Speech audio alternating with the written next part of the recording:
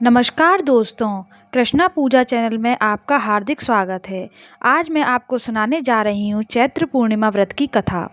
Hindi calendar के अनुसार प्रत्येक माह के अंतिम दिन पूर्णिमा तिथि होती है। अभी चैत्र का महीना चल रहा है और इस माह आने वाली पूर्णिमा को चैत्र पूर्णिमा के नाम से जाना जाता है।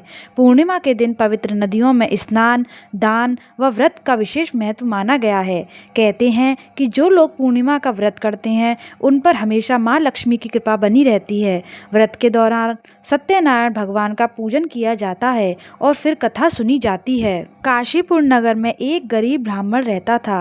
वह भिक्षा मांगता था। एक दिन भगवान विष्णु जी ने स्वयं ही बूढ़े ब्राह्मण के रूप में उस निर्धन ब्राह्मण के पास गए और कहने लगे, श्री सत्यनारायण भगवान मनवांछित फल देने वाले हैं। तुम उनका व्रत और पूजन करो, जिसे करने से मनुष्य सब प्रकार के दुखों से मुक्त हो जाता है। इस व्रत को करने से मात्र भोजन न लेना ही नहीं समझना चाहिए। उपवास के समय हृदय में यह धारणा होनी चाहिए कि आज श्री सत्यनारायण भगवान हमारे पास ही विराजमान है। अतः अंदर व बाहर स्वच्छता बनाए रखना चाहिए और श्रद्धा और विश्वास पूर्वक भगवान का पूजन कर उनकी मंगलमयी कथा का श्रवण करना चाहिए।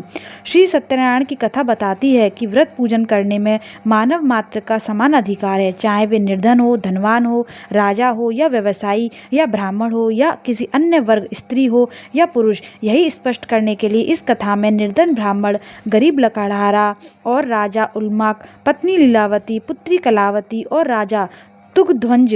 इस कथा के अनुसार जैसे लकड़हारा गरीब ब्राह्मण और उल्माक गोप गणों ने सुना कि यह व्रत सुख, सौभाग्य, संपत्ति सब कुछ देने वाला है, तो सुनते ही श्रद्धा, भक्ति तथा प्रेम के साथ सत्य व्रत का आचरण करने में लग गए और फलस्वरूप सुख भोग कर परलोक के मोक्ष में अधिकारी हुए। एक साधु वैश्य ने भी यही प्रसंग राजा उल्का मुख से सुना, किंतु उसका विश्वास अधूरा था और श्रद्धा में कमी होने के कारण उसके मन में प्रण लिया कि संतान प्राप्ति पर वह सत्यव्रत पूजन करूंगा। और समय बीतने पर उसके घर एक सुंदर कन्या ने जन्म लिया। पत्नी ने व्रत की याद दिलाई तो उसने कहा कि कन्या के विवाह के समय करेंगे। समय आने पर कन्या का विवाह भी हो गया, किंतु उस वैश्य ने व्रत नहीं किया। सभी वह अपने दामाद को लेकर व्यापार के लिए चला गया। वहां उसे चोरी के आरोप में राजा चंद्रकेतु द्वारा दामाद सहित कारागार में डाल दिया गया।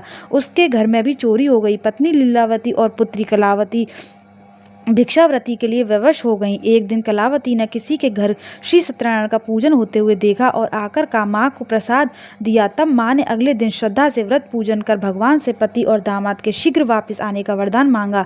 श्री हरि प्रसन्न हो गए और स्वप्न में राजा को यह कह दिया कि वे दोनों बंदियों को छोड़ दें, क्योंकि वे निर्दोष हैं। राजा ने अगली सुबह उनका धन धान्य तथा प्रचुर द्रव्य देकर उन्हें विदा किया। घर आकर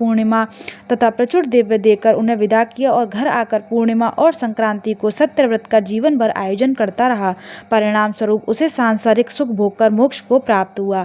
अभिमान की वजह से राजा ना तो पूजा स्थल पर गया और ना दूर से ही प्रणाम किया और ना ही गोप गणों द्वारा दिया गया प्रसाद ग्रहण किया। परिणाम यह हुआ कि राजा के पुत्र, धन धान्य, गजादि सब नष्ट हो गई। राजा को फिर से यह आभास हुआ कि विपत्ति का कारण सदैव भगवान का निरादर है। तब उसे बहुत पश्चाताप हुआ। वह तुरंत वन में गया और गोपागणों को बुलाकर उसने सत्यनारायण भगवान की पूजा विधि की और बाद पूजा भी की। फिर उसने प्रसाद ग्रहण किया तथा घर आ गया। उसने देखा कि विपत्ति टल गई है और उसकी सारी संपत्ति और धन सुरक्षित हो गए। राजा प्रसन्नता से भर गया और अपना सर्वस्व भगवान को अर्पित कर दिया। आप सभी को पूर्णिमा की हार्दिक शुभकामनाएं।